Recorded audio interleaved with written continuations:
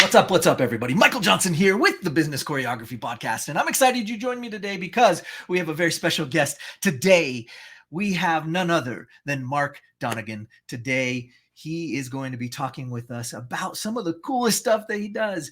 He builds technology companies as a virtual CMO and business consultant, starting his career as a seller and advancing to sales leadership while bridging to marketing and business strategy functions. Mark is a revenue-first marketer who has produced $500 million in revenue and enterprise value for the companies he's worked with.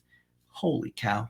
We're so lucky to have him today and glean as much of his wisdom and journey as we can. So let me cue the intro and we'll jump right in. Listen, there's a lot to learn when growing and scaling your business. That's why we created the Business Choreography Podcast, where we talk about choreographing your marketing, operations, and sales into dynamic systems that increase your revenue and your impact. We'll explore solid business principles and discuss all things that make businesses dance to success with clarity. We'll help you figure out where the holes are in your business and what you can do to fix them. Think of us as your official business choreographers, aka your insider growth strategists. Remember, your choreography matters. Welcome to the Business Choreography Podcast.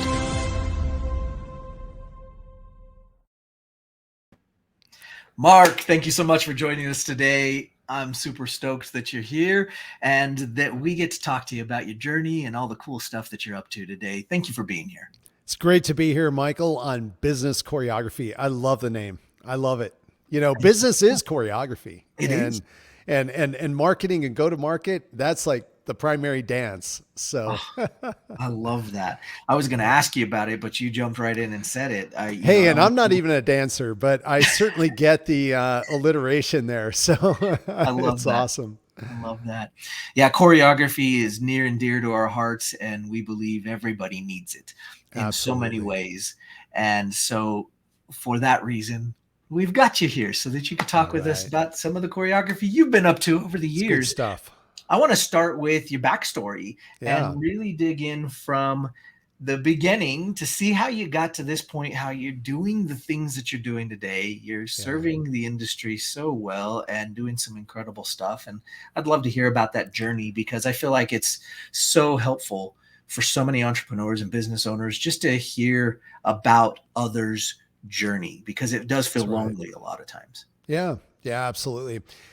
Yeah. And, isn't it a challenge because we see online, whether it's just through social media or, all these gurus that have their courses and their programs and, it paints a picture, right? That I find, not always, but most of the time is completely out of sync with real life. Right. So yeah.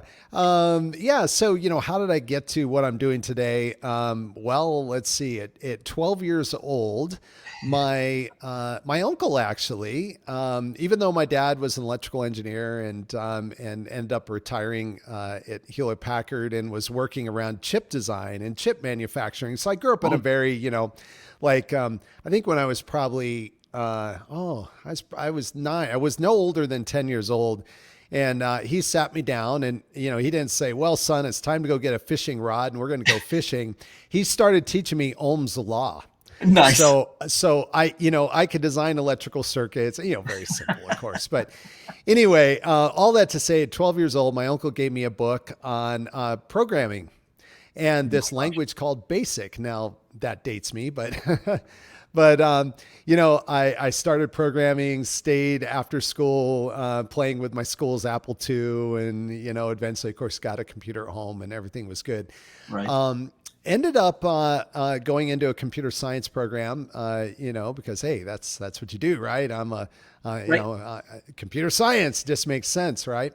And I realized after a couple of years, I was spending more time playing music and dreaming of being a rock star than actually studying. So even though my grades weren't that bad, but it was just like, I don't know, maybe I don't want to sit and pound code all day. So went to music school. And I'm connecting to the journey, but the first takeaway here is I have this left brain, right brain thing going on. Absolutely. And it turns out that that's a superpower in marketing. It really is, because especially with all the digital platforms and digital strategies, there's a very heavy analytical component. At the same time, we're still very much it's an art, and talking to the market and understanding the market can't always be quantified to a number, or some metric or some, clearly defined. So went to music school. And to be honest, obviously I never made it to be a rock star, unfortunately. You sure? But well, I was, I did end up, playing at a pretty nice level and had a little studio. And so I had a lot of fun, for myself. But in music school, I realized that here were these players around me who were just, I went to a pretty good school. Some were just absolute world class, and later some of them became very professional, playing on big tours and all that. But most of them did not. Most were driving school buses and working at McDonald's. Nothing wrong with that. I just had bigger dreams. Right. So I'd been working my way through college, doing sales, managing an Apple retail store. Actually, I was just selling there, but eventually went and worked for an audio store, managed that. Had a lot of fun. Went, whoa, like, when you're in sales, you get commission. And if you sell more, you make more money. And besides, I get to talk about all this cool stuff that I like. And, and I'm like a technologist. So went down this whole sales path. And I discovered early on that at first it was completely like, I didn't even know what I was doing, but I was doing my own marketing. I'm working in very small companies. It's not like there's a marketing team. And even if there was one or two marketers, it was sort of dependent on me, to really make it happen. Sure. And, and again, this is that left brain, right brain just began to merge. And I started realizing, wow, there's a lot of power when you can amplify your voice with marketing. And when you combine that with strategy, when you take a little time to really think about, like why you're saying the things you say and what moves the market. And when you understand that, that drives revenue. And, over time, my career started moving more into like business development. I got involved in startups, and in a startup, marketing, sales, business development, in some settings just kind of all merges together. Oh, yes. So yeah, that just brought me into this world. And I guess, as a saying goes, you look back and, on one hand, it's like, wow, it was sort of a random set of steps that got me to where I'm going. And yet also every step absolutely made sense, Right. Fast forward to today, I work with companies, really pretty much exclusively, technology startups, but generally startups that are a little bit further down the road. So Right. they have reached what, we commonly call product market fit. Right. And they're kind of either getting into their growth stage or they're in a growth stage and they're just now needing to, okay, how do we put fuel on the fire? How do we scale up? I'm having a great time. I work with technical founders. I just work with, great people doing really interesting things, and, we're having a lot of fun. So. I love that. I hear behind that journey, I can hear that there were a lot of different experiences along the way and a lot of different paths that were taken. There's Yes. always this crazy winding road to get us to where we're headed. But I love the way that you've merged together the technical knowledge that you've had and being able to help on the other side so that you could do both of the things that you love doing. Yeah. What do you find thus far in your journey of working with those technical founders? What have you found has moved the needle more than others when you're talking about marketing and doing that type of stuff for those technical founders? Yeah. So, we all know the failure statistic of startups, and Sure. it's pretty depressing. I have heard depressing because of how high it is. And, I've heard a lot of people say, you kind of need to be certifiably crazy to be a startup founder. Right. If in the face of all of this, you still go for it. And I really have a firm belief that that failure rate doesn't need to be as high as it is. The implication, and there's certain settings where, there's, in a really weird way, there's almost a little bit of a badge of honor, that, oh, I've had 3 failures, but then 1 breakaway success, and the badge of honor is as much in the 3 failures as the 1 success. And we can talk about the fact that, absolutely, I think we all can relate just in life, our failures, although a lot of times we wouldn't want to go back and repeat, what happened, you think about how that set us up, right? And that applies to entrepreneurship, I fully believe. But my statement about I approach marketing and I approach the work I do with my clients in that there are a lot of common mistakes that I see, and they are maybe mistakes the wrong word, it's assumptions. And so here's an assumption that can be totally avoided. The assumption is that my product, my technology, my solution, my service, my fill in the blank is so great, the world is going to beat a path to my door. Put another way, yes, we're entering a heavily contested market. There's a lot of competitors, but you know what? We're going to be 20% cheaper and we're going to get all the business. Or we're 20% faster and we're going to get all the business, because white people, that'd be crazy to use the other guy's product, know? Exactly. And there's variations of this, right? Well, the problem is that intuitively, it doesn't matter. You don't have to be in technology, whatever industry that you are in. And, and I encourage, the listeners right now, just think about the industry you're in and think about companies that maybe you directly competed with or that you know about who truly had a better product, better solution. In other words, truly, like it wasn't just hype, like it was better, and they failed. And how the leader in your space probably certainly has good things about their product, but they may have massive holes. And everybody walks around going, those guys, they're, 5 years, they're gone. And yet 5 years are stronger than ever. Why is that? Right. So if it's true that all it takes is, better, faster, cheaper, well, then business would actually be really easy, right? Right. But we have examples all around us of where that's not true. And what's cool about this for me is that marketing is often the answer. And so a lot of times I'm getting involved with a company who's at kind of one of, 2 or 3 or 4 different places. One, it's a technical founder.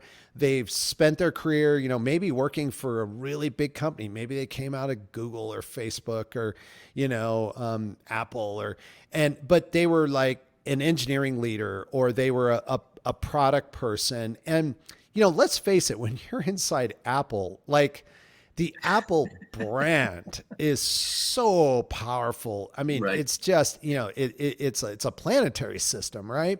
And I'm not suggesting that there's absolutely sales and marketing happening.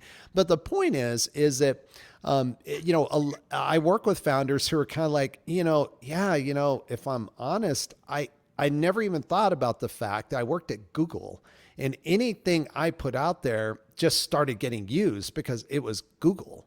Now I started my startup and I'm going, how come nobody's signing up? At Google, I'd put this out and we'd have 5 million users already, Right. And I'm not saying people aren't so naive to assume they could just go start a company. But I mean, and so that's one. And then they usually contact me and it's like, hey, Mark, we really need help. Look, I'm a domain expert, I'm an engineer, but boy, I don't really know marketing, So I get involved there. The other category that I see where companies trip up is they do understand they need marketing, but they don't know how to invest in it. So they don't know what's needed. So they just simply mishire. And the problem is that business, getting back to choreography, it really, there is choreography. And the idea that I need to hire and I'm using air quotes, marketing person, as if that's hey, just, ask ChatGPT, please write a job description for and then you interview and you're like, oh, I think this Mark guy is kind of a nice guy. He's easy to talk to, seems smart. Let's hire him, The problem is that I could be world class, but I'm not world class in what you need. Right. So I come into your company and I'm just flipping this around as if I was one of these mismatched candidates, So I come in and all of a sudden, we're 6 months down the road and you as the founder, the CEO is kind of scratching your head going, we don't really know what's wrong because Mark seems really smart. He clearly knows marketing, but like, where's the business? I have to be honest about the impact. It's not happening. So that's one mistake. So then I get called in sometimes to, maybe augment, advise. And sometimes, they end up exiting, the person realizes themselves like, this isn't a good match here. And they part ways, right? Then there is a third category. Now this one's a little bit interesting that I run into. And it is, so let's say I have a SaaS company, so I'm building the next great MarTech, marketing technology platform. And I truly have a really good idea, and so I built this, the team's been grinding on it for 2 years and we've got some initial market validation and all right, I know I need marketing. I'm going to go find someone out of Salesforce. Better yet, HubSpot. Oh, maybe I could get someone from Marketo. That would be amazing. And they are going to crush it. So I've raised some money so I can afford to, I actually can afford to bring someone in from one of those companies who's probably coming from a pretty highly paid position. We go get a recruiter. We go through this long process. Finally, we get somebody. We announce to the board. We announce to the company. There's all this fanfare. Person comes in. Boy, the first 30 days, it's just like, wow, I'm going to go buy a Ferrari because my stock for sure in 6 months is going to be, and then you get to 6 months and it's the same thing. Like what happened? We're not seeing the results. And what you're getting back from that person is, well, I need a budget. I told you it's $2 million just to start to build the team. And I need another $1 million to do events. And, we haven't even talked about digital, really to be in the game, we need to spend $100,000 a month. And you're telling me we don't have the budget. So what do you expect me to do? And the founder's like scratching their head going, but you came out of, and again, mismatch, right? But it's a different kind of mismatch. It's a mismatch where it's somebody, both parties very well intentioned, the person did not misrepresent themselves. They actually did the things they did, but they had a 50-person marketing team behind them. They had $15 million to spend on digital. They had, and of course they knew they weren't going to have 15 million at the startup, but they figured, well, surely you're going to give me at least to start 50 grand a month, and the founder's like, we really stretched to get them at their salary. And, so, and so then I get called in as well. And sometimes it's, they're scratching their head going, we don't know what happened. And then we have to walk through the process of like, well, it's simply, it's a stage of your company development mismatch. And, right. And so the good news is this. So, so there's sort of bad news and all that. And, if any listeners like, oh no, like I'm right in the middle of one of those, take action quickly. But there are solutions and you can recover. Where it gets dangerous and where companies, in my opinion, just my observation, end up not making it is where they keep persisting, with a strategy. So, well, maybe that person from HubSpot just, maybe we need to go find someone from, and they go find someone from, Zoho, go find someone, and I'm just randomly picking names. So I'm not, but it's like, but no, it's the same problem. So, so we're looking for, we just, in all of our businesses as entrepreneurs, we have to be very conscious of, the stage we're in, the kinds of people that we need, and then also what is realistic to execute on.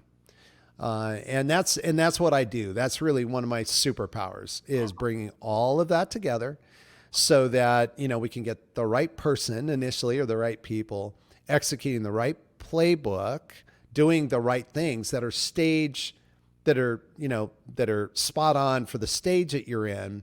And then when you do that, and when you do it with intent, I just have found that suddenly success becomes a little easier. Right. Right. You alluded to this idea and concept of branding versus marketing. And, there's a number of people talking about this in today's climate.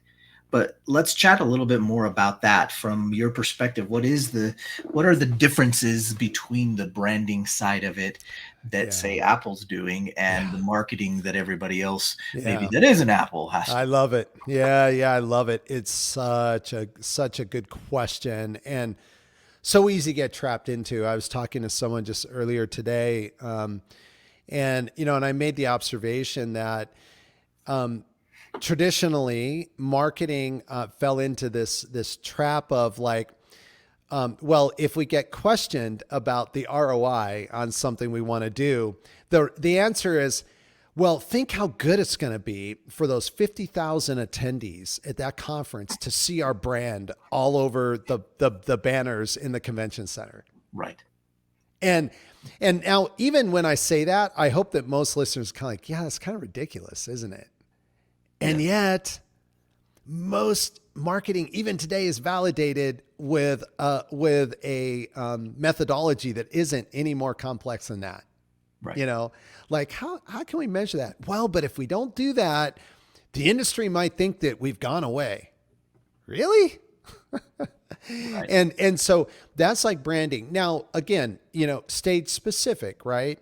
So clearly the way that a Coca-Cola, and that's an extreme example, but the way that a Coca-Cola markets is very different than the way that Red Bull marketed 25 years ago, right? When it was a whole new category. And by the way, I use that example because guess what? Red Bull built a category of energy drink and that's how they became just a massive, success and behemoth that they are, based on a overly sugary, sweet, based on a drink that, let's face it, when that first came out, did the average person say, I'm really looking for something, like that's what I want. I think there were probably some people that sampled that maybe even today and they're like, oh, what is this? I can't drink this. And yet, look, they built a category. So they didn't try and go after Coke. That would have been ridiculous, right? So they set themselves apart and they built a category. And that's the beautiful thing about being a startup, being new, building something new, is that you actually not only have permission, but in my opinion, you almost don't have a choice, but to position yourself as a part. And entrepreneurs are so scared of this because they're so afraid. Yeah, but I, I need as many sales as I can get. And if I do that, maybe like this small group over here that I could possibly sell to is going to think that we don't have a product for them. And I don't want them to think that. And so what ends up happening is you end up shotgunning. Your message is totally diffused. No one in the market knows what you do. And then, they're just like, well, there's Coke over here. But Red Bull comes and says, hey, when you need to be a little pick-me-up at 4 p.m., before you drive an hour and a half home on your commute or whatever the scenario is, or before you drive 2 states over to go see your grandma, drink a Red Bull. It's an energy drink. Right. And a whole sector was built out of that, a whole category. And now guess what? Arguably they're the category king or queen, of that entire sector. They're competing apart. Nobody, assumes that they're competing with Coca-Cola. Absolutely. Both sugary, sweet drinks, right? Right. Carbonated, all that. So. Well, and I believe in the beginning, it was very much so that they sampled it and people were like, this is disgusting. This is disgusting. You don't want this. Like, this is gross. Yeah. And most businesses at that stage of the game, if they got that information back, would have tucked their tail between their legs and ran away. Or they would have gone and changed their formula. They would have gone in this whole product development cycle, like, oh, we don't have something. And I work really exclusively in technology, and so I love also the example of how Steve Jobs introduced the iPod. And what he did was after he defined, like a music player, he held it up. Well, actually, no, he held up and he called it 1,000 songs in your pocket. Now, what's super interesting is that Apple was not first. You could go into, I think back even then, you'd go into like Kmart's and Walmart's and they had a shelf with MP3 players, but they were just these nondescript, ugly. It said like 64 megabytes, 128 megabyte, like the consumer, and maybe it would say like holds roughly 100 songs or 200 songs or, like they had done some basic math, right? So the consumer could sort of map, but that was it. And they all were almost the same price. It kind of all looked the same. They were, that's how they're sold. Steve Jobs holds up this beautiful white, just beautiful object, with this dial wheel, this little display. And he says 1,000 songs in your pocket. And that created the category, And then what happens? Apple just runs away with the profits. So all those other guys selling those, those just completely nondescript, generic, they're still on the shelf, but like, who's going to buy that? Exactly. Yeah, a small number of people, right? But who owns the category? Apple. And now Apple's done it. Well, they've done it many times, but you think about the iPhone. I heard a statistic just a couple days ago.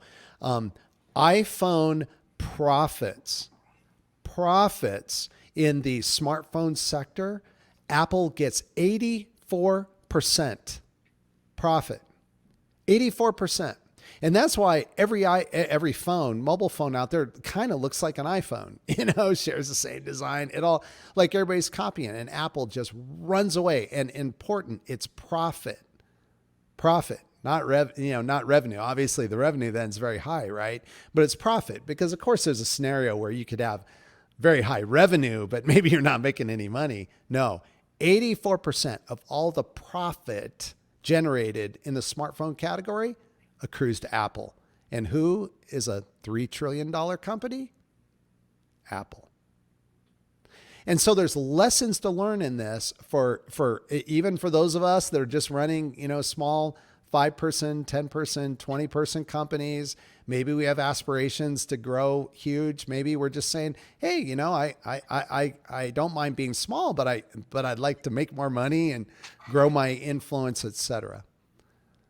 Great Absolutely. lessons. It's fully transferable. Sure. Everything we talk about that Apple did and does can be transferred to a solopreneur. Absolutely. Yeah. Well, talk to me a little bit about how people can find you. You've inspired some listeners today to take some action, move forward. How can they find you? How can they get connected and move forward with the stuff that you're doing? Love it. Yeah, love to connect with other entrepreneurs, startup founders, other marketers. Love to exchange notes. I'm all about collaboration. 2 really good ways to find me, reach me. I am all over LinkedIn. Mark Donnigan. You will find me. Nice. Type my name in the search bar. I put a lot of stuff up, on my profile, but my website actually is a great resource. It's Growth Stage, so all one word, growthstage.marketing. So it's a marketing domain. And I've got a lot of, everything's free up there, of course, but, I've got some really nice mini books, some on the very topics that we talked about or touched on anyway. So, yeah, I hope that people could find some good resources.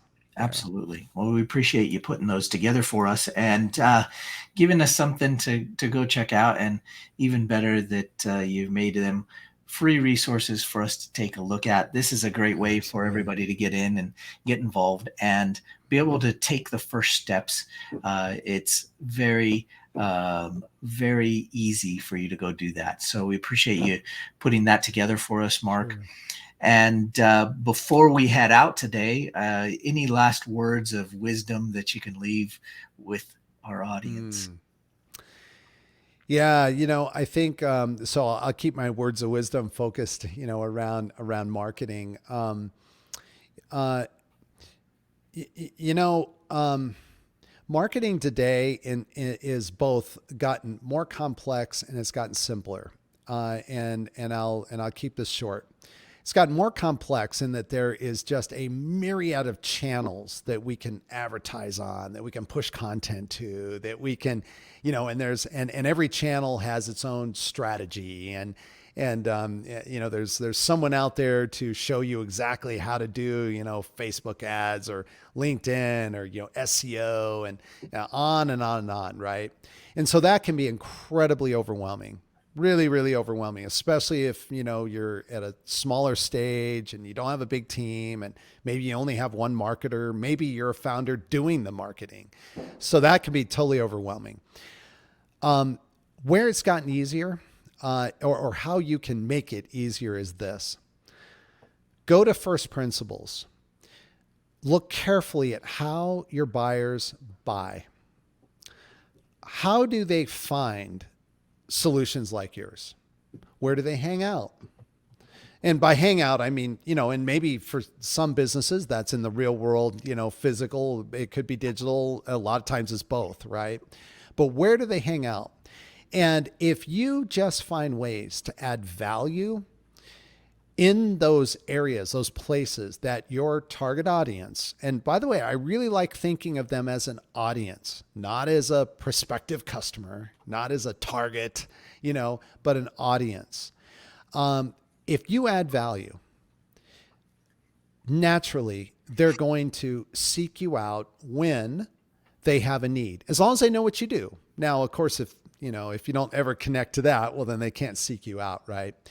And those that figure this out and master the efficient ways to add value, to do that at scale. And by the way, even with generative AI, there's a lot of ways to do that doesn't require, again, hiring a team of writers. There's some great tools out there. But if you do that, you will find your marketing impact, and notice I said impact, will really skyrocket. So it's look carefully at the buyer's journey. Understand where those buyers, how they make decisions, get into their head, talk to them, really think carefully about those sales conversations you're having and what's behind them. And then just figure out, how can I add value? Maybe you can build a community. Maybe you can start a podcast. And you're like, yeah, but I want to talk about my product. No, you don't. You want to be the host of the party and you want to have somebody there who brings the rich and the famous people there. And I'm a nobody. But guess what? The way a party works is, as long as it's a good party, everybody wants to meet the host. And so now you have these people who normally you would never get a chance to talk to, not only listening to you, but approaching you. And once that connection's made, then you have opportunities to, talk about how you can help them, and what their struggles are, and to walk them through a process that hopefully they will become a customer. Love that. Well, we appreciate you being here so much today and sharing your wisdom and your journey with us. Thank you. And excited to have you on the show. Guys, don't forget, keep working on choreographing your business, and we'll see you guys on the next episode. Take care.